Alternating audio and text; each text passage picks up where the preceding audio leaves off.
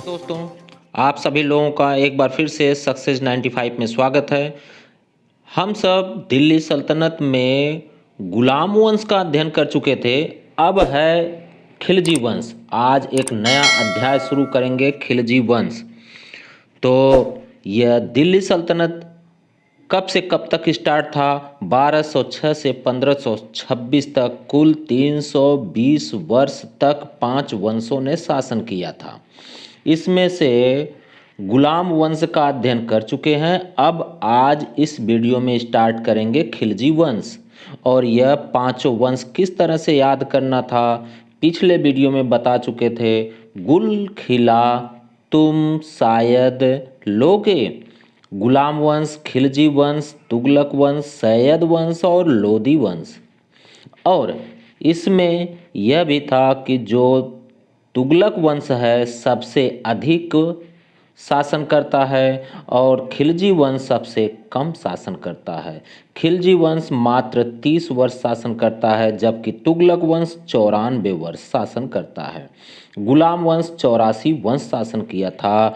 सैयद वंश 36 वर्ष शासन किया था और लोदी वंश 76 वर्ष शासन किया था। यह तो इसकी समय सीमा थी। तो आज अध्ययन करना है खिलजी वंश। तो खिलजी वंश यह कब से कब तक है? 1290 से लेकर 1320 ईस्वी तक। खिलजी वंश की स्थापना कौन किया? जलालुद्दीन फिरोज शाह खिलजी ने। और इस खिलजी वंश में कुल कितने शासक हुए हैं? तो 4 शासक हुए हैं। कितने वर्ष तक चारों शासक शासन किए? 30 वर्ष तक, जो कि सबसे कम शासनकाल है। और चारों शासक कौन कौन से हैं? तो पहला है जलालुद्दीन फिरोज शाह खिलजी, अलाउद्दीन खिलजी, कुतुबुद्दीन मुबारक शाह खिलजी, नासरुद्दीन खुसरो शाह। यह 4 शासक हो गए। जो तुर्की अमीर थे वह सब खिलजियों को निम्न मानते थे, गैर तुर्की मानते थे। इन गैर तुर्की जो खिलजी वंश है यह वास्तव में तुर्की ही थे और इनका निवास स्थान कहाँ था? अफगानिस्तान के खल्ज में इनका निवास स्थान था। एक नदी है वह है हेलमंद नदी। हेलमंद नदी के दोनों किनारे यह सब बसे हुए थे। और खिलजियों की एक विशेषता थी कि इन्होंने भारतीयों को उच्च पदों पर रखने की परंपरा शुरू की थी। और दूसरा इनका सबसे बढ़िया काम था कि इन्होंने राजनीति और धर्म को पृथक कर दिया, अलग कर दिया। ऐसा करने की कोशिश करे थे। और एक इतिहासकार मोहम्मद हबीब हैं, इन्होंने कहा है कि खिलजी वंश की जो स्थापना है वह एक क्रांति है। तो खिलजी वंश की स्थापना एक क्रांति है, किसने कहा? मोहम्मद हबीब ने कहा। दूसरा कि जलालुद्दीन फिरोज शाह खिलजी का जो शासनकाल है यह कब से कब तक था? क्योंकि जलालुद्दीन फिरोज शाह खिलजी पहले शासक हैं और ये 1290 से लेकर 1296 तक शासनकाल था इनका। और इन्हें उपाधि मिली थी शाइस्ता खां की। किसने दिया था? कैकुबाद ने। यह आगे अध्ययन करेंगे।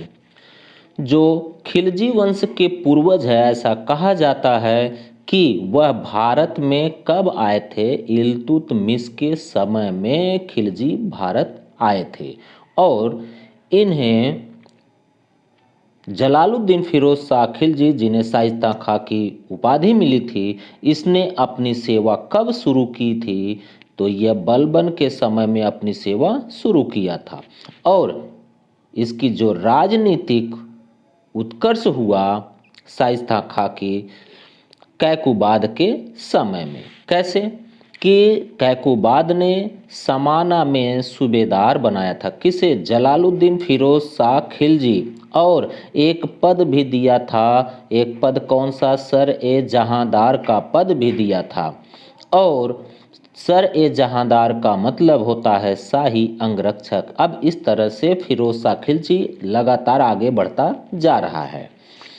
उसके बाद जब निजामुद्दीन की हत्या हो जाती, इसका वध हो जाता है, तब बरन का सूबेदार बनाता है कैकुबाद। इसे समाना से बुलाकर बरन अर्थात बुलंदशहर का सूबेदार बनाता है और कैकुबाद एक आरिजे मुमालिक अथवा सेना मंत्री का पद भी देता है। किसे? शाइस्ता खां अर्थात फिरोज शाह खिलजी को। और उसी समय उपाधि भी देता है शाइस्ता खां की। तो शाइस्ता खां की उपाधि कौन दिया है? कैकुबाद ने दिया है। कब?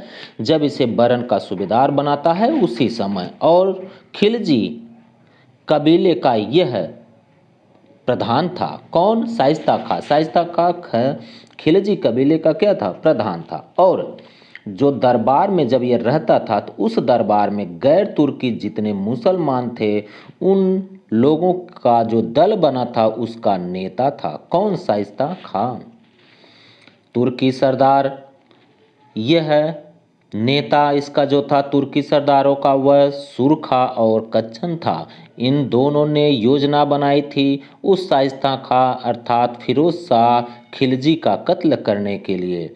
और उसमें शाइस्ता खां का नाम सबसे ऊपर था। और उसने शाइस्ता खां अर्थात फिरोज शाह खिलजी ने अपनी रक्षा की। किस प्रकार से? हत्या कर दी। किसकी? उस कच्छन की।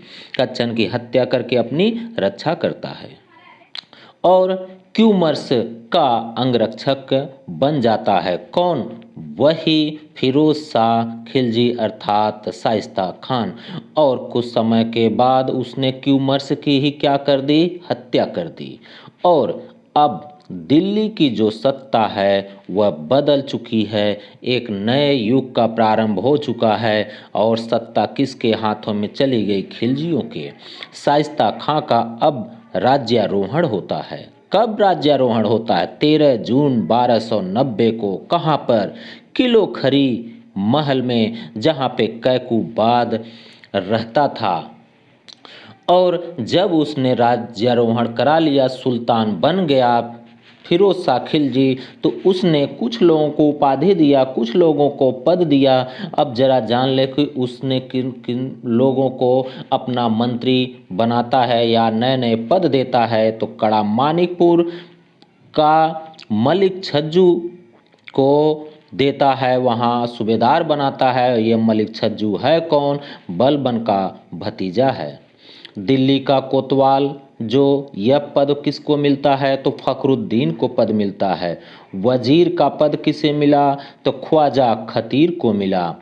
खाना की उपाधि किसको मिला है यह पद? तो सुल्तान के पुत्र को ही मिला है खाना। उसके बाद कुछ लोगों को उपाधि भी मिलती है, जैसे उसके तीसरे पुत्र को कद्र खां की उपाधि मिलती है। और उपाधि किसको मिलती है? अरकली खां की। तो यह दूसरे पुत्र को मिलती है अरकली खां की उपाधि। और उपाधि किसको मिलती है? तो यगरस खां की उपाधि मिलती है उसके छोटे भाई को।